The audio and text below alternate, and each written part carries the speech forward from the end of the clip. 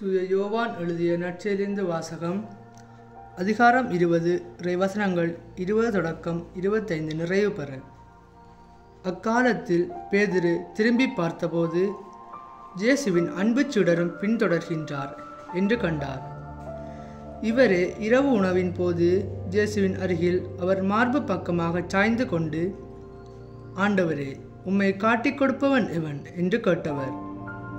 அவரை கண்ட பேதுரு இயேசுவிடம், ஆண்டவரே, இவருக்கு என்ன ஆகும் என்று கேட்டார். இயேசு அவரிடம், நான் வரும் வரை இவன் இருக்க வேண்டும் என நான் விரும்பினால் உனக்கு என்ன?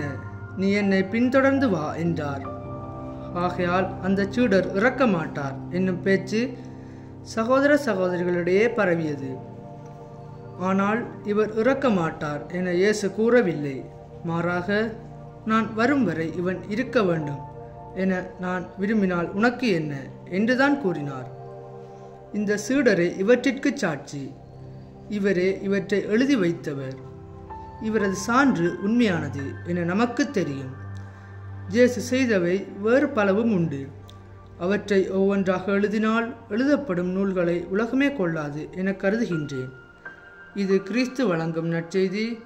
கிறிஸ்துவே உமக்கு புகழ்.